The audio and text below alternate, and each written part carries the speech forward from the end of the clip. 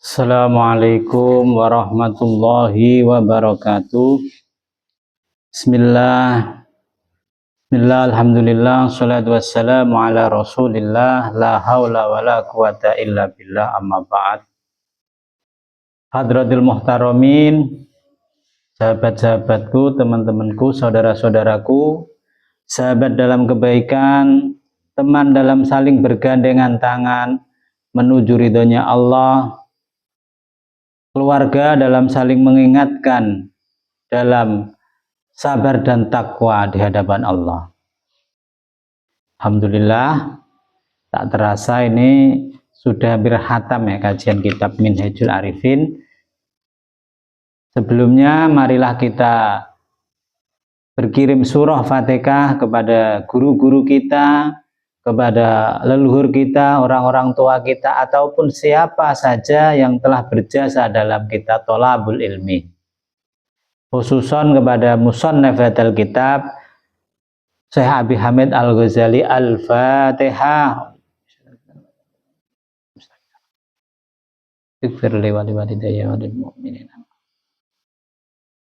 Terima kasih. Setelah kemarin kita mengkaji tentang bab uzlah, bab menyepi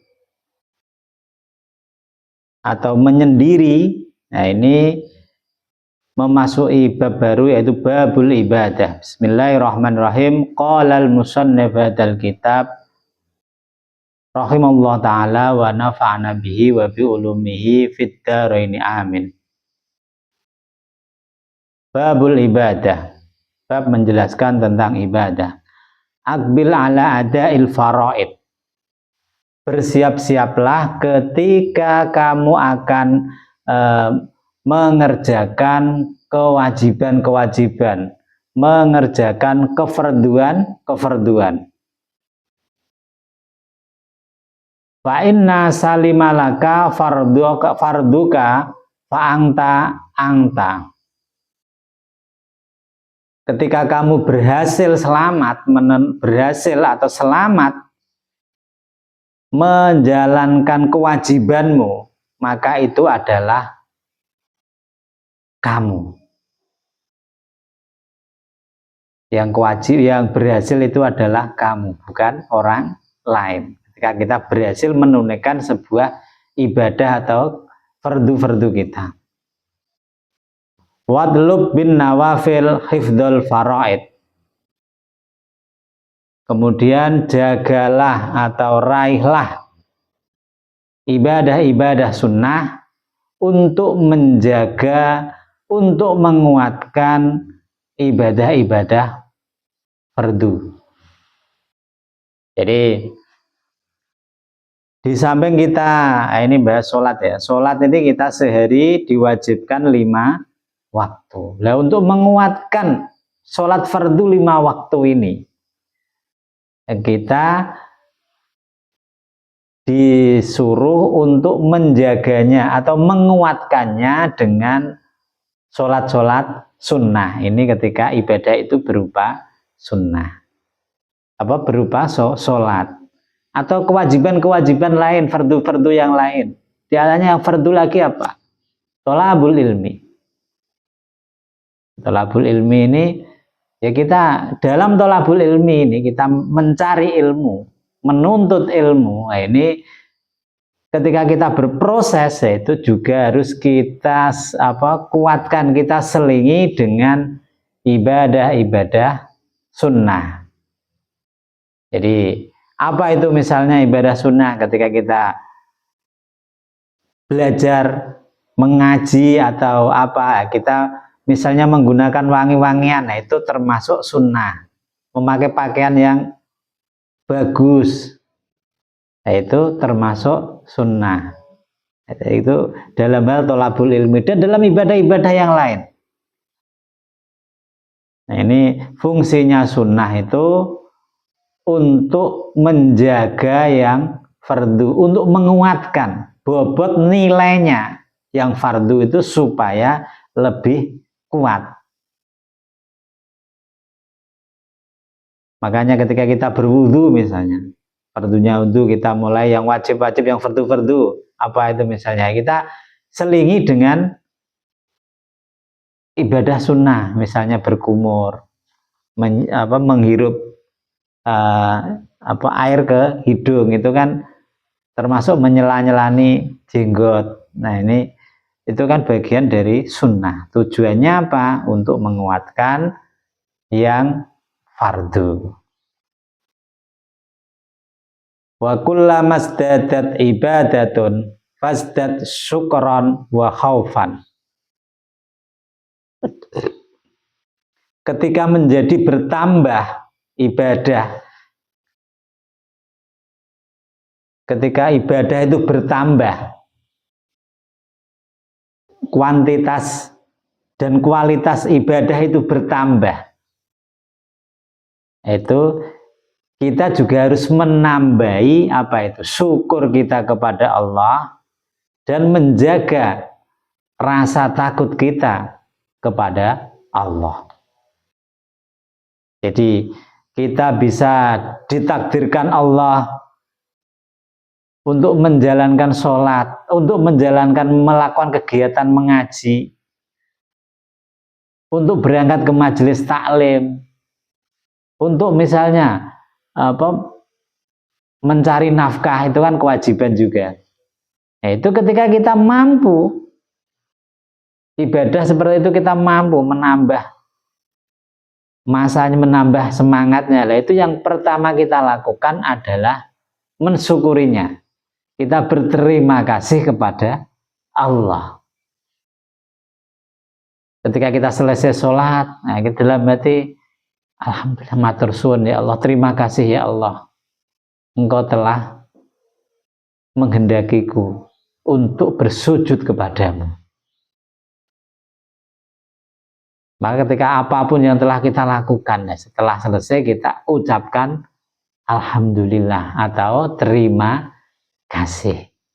Ini ajaran. Jadi terkadang kita ini lupa dengan hal-hal seperti itu, atau mungkin kita tidak begitu perhatian dengan hal-hal seperti itu. Kita menjadi hamba yang kurang bersyukur. Makanya ketika kita mensyukuri praktek-praktek ibadah yang telah kita lalui, itu kita syukuri, itu kita nanti akan mendapatkan kenikmatan yang luar biasa. Makanya lain sakartum la azidannakum. Ketika kamu bersyukur maka aku tambah nikmat. Kan gitu.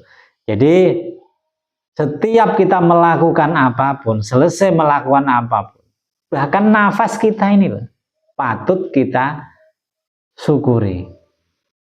Kita masih bangun tidur misalnya, kita tersadar, atur napas, kita berterima kasih kepada Allah.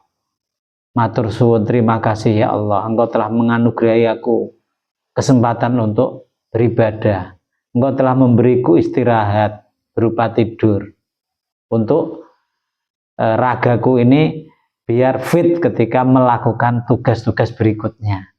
Terima kasih hidungku, terima kasih udara, terima kasih paru-paruku, terima kasih jantungku, terima kasih lambungku, terima kasih kakiku, terima kasih seluruh tubuhku. Kita syukuri, mensyukurinya sebagai bentuk perwujudan syukur kita kepada Allah Subhanahu wa Ta'ala. Kita selesai, ada orang yang butuh pertolongan, kita tolong dia. Setelah selesai, kita ucapkan terima kasih. Terima kasih kepada Allah, terima kasih kepada orang yang kita tolong. Karena lantaran ada kita, orang yang membutuhkan pertolongan, kita menolong, kita dapat kesempatan untuk melakukan kebaikan berupa menolong. Bahkan doa-doa kita itu pun harus kita syukuri. Kita selesai berdoa, setelah selesai, makanya dalam doa itu kan ada alhamdulillah, ada sholawat. Nah, itu bentuk syukur kita, alhamdulillah, kemudian sholawat sebagai penghantar, sebagai wasilah doa-doa kita sampai kepada Allah. Doa itu ibadah. Doa itu ibadah. Sejatinya doa itu ibadah. Sementara permohonan, request kita kepada Allah, proposal kita kepada Allah, permintaan-permintaan kita itu sifatnya hanya permintaan. Makanya kita doa sendiri, sombong orang ketika tidak mau berdoa. Karena doa itu ibadah. Ud'uni astajib lakum. Mintalah kepadaku, maka aku akan menjawabnya.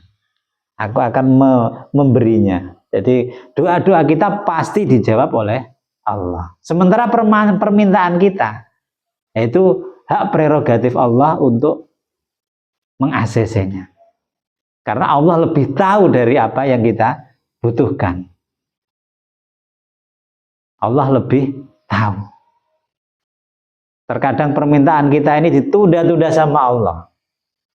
Karena apa? Karena Allah itu sayang dengan kita. Allah itu sayang dengan kita, dengan menunda, supaya apa? Supaya kita lebih giat berdoa. Kita giat memanggil Allah.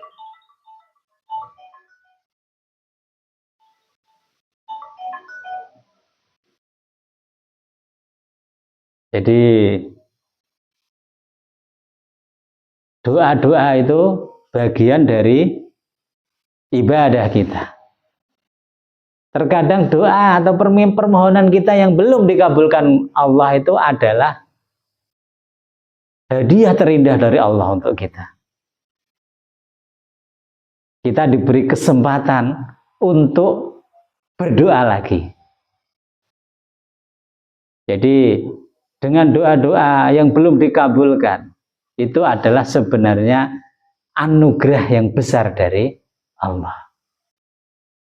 Kita belajarlah untuk hidup, untuk menjalani kehidupan ini dengan cara kita berusaha memahami yang Allah gariskan ke kita. Jangan kita paksa, seolah-olah kita memaksa Allah untuk menuruti apa yang ada di pikiran kita, apa yang kita minta. Jadi kita ini aslinya makhluk surga yang ditempatkan di dunia untuk sebagai sarana kita kembali lagi ke surga. Jadi kita di sini cari bekal sebanyak-banyaknya untuk bekal ke surga. Jadi ketika kita mau berangkat ke surga, ini kan ada jalan. Nah, ibarat sederhananya gini. Kita ini misalnya mau berangkat ke suatu daerah, misalnya ke suatu pulau. Perjalanan ke sana, untuk menuju ke sana itu kita harus menggunakan pesawat terbang. Sarana satu-satunya kita menuju Allah itu menggunakan, misalnya kalau kita ambil sederhana, pakai pesawat terbang. Nah, dalam pesawat itu kita harus ikut aturan maskapai penerbangan supaya kita bisa ikut masuk dalam pesawat, terus kita sampai kepada tujuan kita. Jadi di pesawat itu banyak aturan. Apa aturannya? Misalnya harus beli tiket. Di dalam pesawat tidak boleh merokok, tidak boleh menghidupkan HP misalnya. Tidak boleh membawa bahan-bahan yang berbahaya. Itu standar aturan maskapai penerbangan. Jadi untuk keselamatan, nah itu udah dibikin aturan sedemikian rupa. Tapi ketika kita melanggar, ya jangan salahkan maskapai ketika kita tidak diizinkan masuk ke dalam pesawat. Ya kita diberi aturan oleh Allah supaya kita bisa ikut rombongan menuju kembali ke surga, menghadap kepada Allah. Itu kita jangan pakai aturan kita sendiri. Kita ikut saja aturan yang sudah digariskan oleh Rasulullah Shallallahu Alaihi Wasallam. Makanya ya kita belajar apa Allah menyuruh kita sabar ketika dikasih PR misalnya, dikasih masalah kita suruh sabar. Ketika kita diberi nikmat kita memperbanyak syukur kita. Jadi kita jalani. Jangan banyak protes kita. Kita ini karena banyak permintaan yang mungkin tidak sesuai yang Allah rencanakan untuk kita. Yang Allah berikan dalam hidup kita ini sudah standar pas ukurannya untuk kita. Tapi pikiran kita ini, keinginan kita ini yang terkadang hendak mendikte kepada Allah. Biarlah kita ikut aturan Allah saja. Biar bisa selamat. Jadi ketika kita bisa beribadah aja yang kita harus menambahi syukur kita. Qala Yahya bin Mu'ad ajibtu li talibi fadilah tarikun faridoh.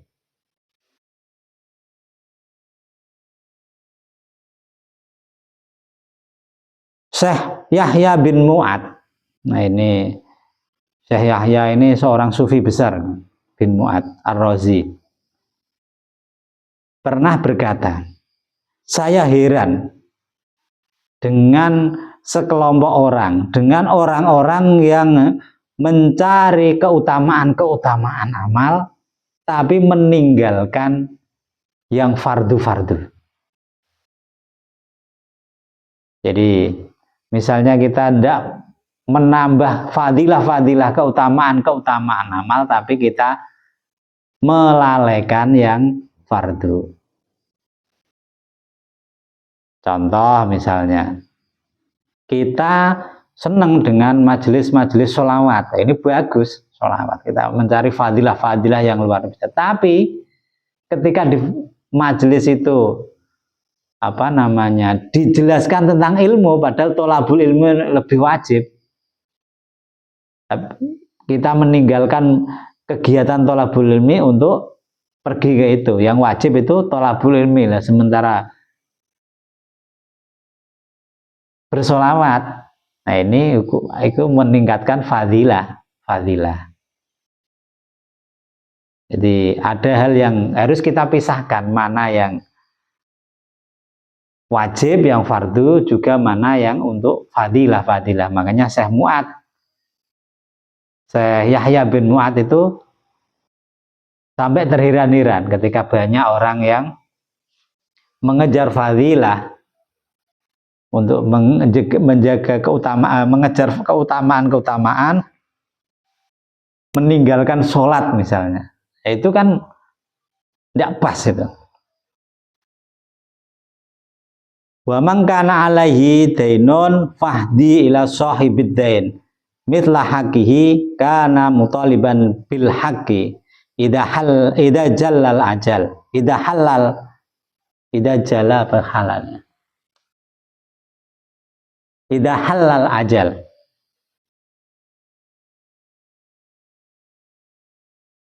Orang yang mempunyai hutang, maka berilah dia hadiah kepada orang yang mempunyai hutang itu seukuran haknya dia atas hutang tersebut. Jadi membantu orang yang berhutang dan tidak mampu membayarnya, itu kita bantu dia. Ada orang yang gharim, banyak tanggungan, kita mampu, bantulah dia.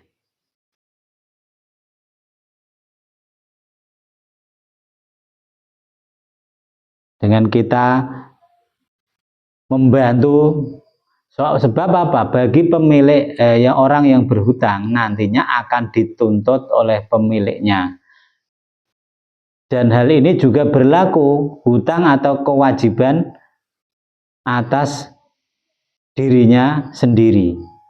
Setelah tiba waktu-waktunya pada hari hisab nanti, hari akhir. Ketika sudah sampai masanya dia membayar, jatuh tempo. Jadi bantulah. Setidaknya ketika ada orang bermasalah dengan itu, kita belum bisa membantu secara materi, kita bantu semangat, kita bantu doa. Wa qala Abu Bakar Al-Warraq,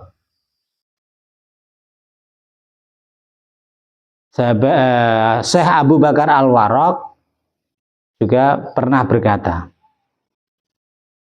Abdil fi hadza zaman arba'atan ala arba'atin, al-fadaila alal faraid, wal zahir alal batin, wal khalqa alal nafsi, wal kalam alal fi'al. Jadi beliau berkata,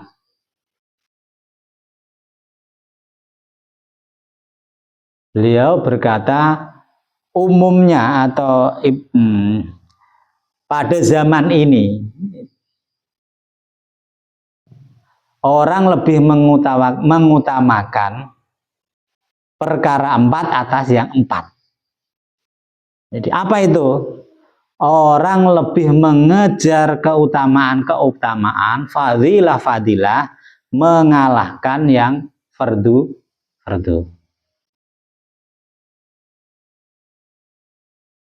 Ini banyak terjadi, makanya kita harus tahu mana yang fardu, mana yang sunnah.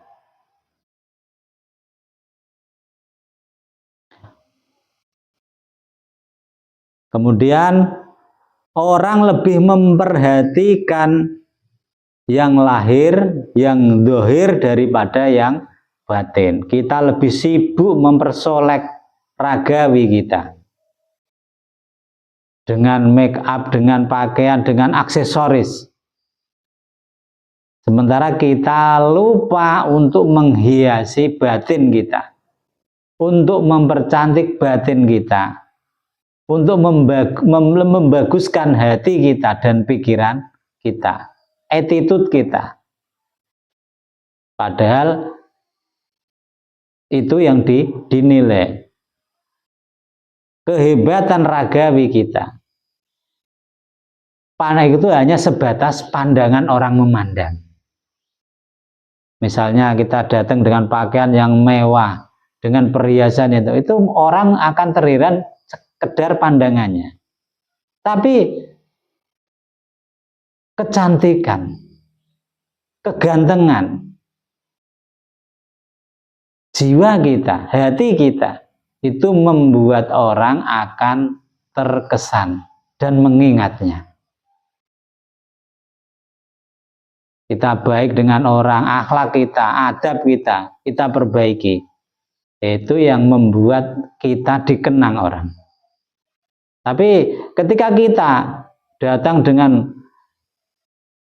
memakai mobil yang bagus, memakai pakaian yang mahal, memakai HP yang mahal, yang paling terbaru misalnya, orang datang paling akan, siapa itu? Udah, tidak ada kesan. Paling sehari, 2 hari, seminggu, 2 minggu, setahun lupa. Tapi ketika kita mau menolong orang, memperbaiki akhlak kita, tutur kata kita berisi, bukan hanya omong kosong misalnya, itu akan membekas dalam hati seseorang. Makanya perbaikilah batinmu dengan akhlak, dengan ilmu, sebelum memperbaiki ragawimu, dohirmu, pakaianmu. Kemudian yang ketiga, orang lebih memperhatikan orang lain daripada memperhatikan diri sendiri. Ini juga kita itu kadang menolong orang tapi mengorbankan diri kita. Itu salah, kurang tepat. Menolong orang itu baik sekemampuan kita. Kita kadang mementingkan hak orang lain, tapi kita mendolimi hak kita sendiri. Nah ini kita sibuk mencari perhatian orang lain, tapi tidak memberi perhatian pada diri kita sendiri. Jadi kita banyak kepengen berusaha kita dikenal oleh orang lain, tapi kita tidak berusaha mengenal diri kita sendiri. Jadi yang benar bagaimana? Ya kita kenali diri kita. Kita kenali diri kita. Kita jarang berinteraksi dengan diri kita sendiri. Kita lebih banyak berinteraksi dengan di luar kita. Makanya hubungan yang mendekatkan kita kepada Allah itu adalah dengan cara kita masuk ke dalam diri kita. Hubungan vertikal dengan Allah itu masuk lewat diri kita. Sementara hubungan ini sebagai kepada makhluk-makhluk yang lain di luar kita itu sebagai penguat. Terus yang keempat, orang lebih mengutamakan omongan daripada perbuatan.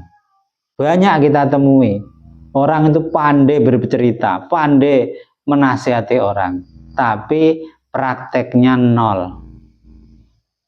Orang kadang mengajarkan memerintah berapi-api untuk melakukan kebaikan, untuk bersedekah, untuk apa, tapi dia tidak, prakteknya nol. Nah, yang pentingnya apa, kalau orang Jawa itu kan sepi ing pamrih, rame ing gawe. Kita kerja nyata. Orang susah kita bantu. Orang butuh bantuan, sebelum dia minta kita hadir membantunya. Membantu ini macam-macam. Bukan hanya membantu materi. Membantu semangat, membantu doa. Nah, ini yang harus kita sedikit omongan, sedikitlah bicara, tapi banyak bekerja. Jadi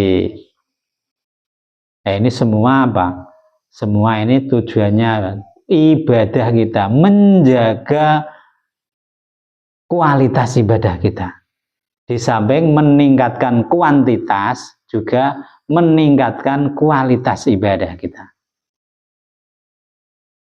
Jadi kegiatan rutinitas kita mungkin sama, mirip-mirip dengan kemarin, tapi nilainya ketika kita pakai pengetahuan ilmu seperti ini, nilainya yang berbeda di hadapan Allah.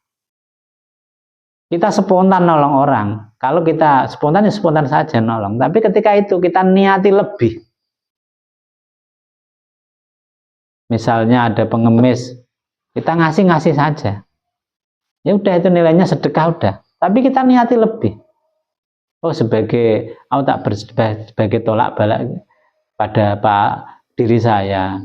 Oh, sedekah ini saya niatkan untuk leluhur saya, untuk guru-guru saya, untuk anak saya misalnya. Itu kan nilainya sama, tapi bobotnya yang berbeda. Makanya ya niat kita ini sering-sering kita update.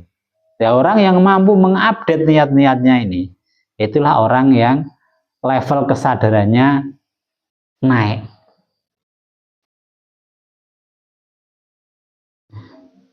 Nah, ini babut tafakur, besok sore ya kita khataman. Setelah bab terakhir, bab tafakur, kita khataman. Insya Allah nanti kita laksanakan bersama jamaah Lembah Manah Padi, juga komunitas Ojol Tua Padi. Kita akan mengadakan khataman ngaji online kitab Minhajul Arifin. Sebelumnya kita akan mengadakan hataman tadarusan Al-Quran kita, tahlil untuk para guru dan leluhur, para yang ahli waris kita yang sudah mendahului kita, sahabat-sahabat kita, doa, terus hataman, kemudian dilanjut buka bersama dan ramah tamah. Jadi cukup sekian kali ini. Apabila ada kesalahan, apabila ada kekurangan, kekhilafan, itu murni kebodohan kami, murni belum ngertinya kami. Apabila ada kebenaran, itu adalah pertolongan Allah Subhanahu wa Ta'ala. Wabillahi taufiq wal hidayah, wassalamualaikum warahmatullahi wabarakatuh.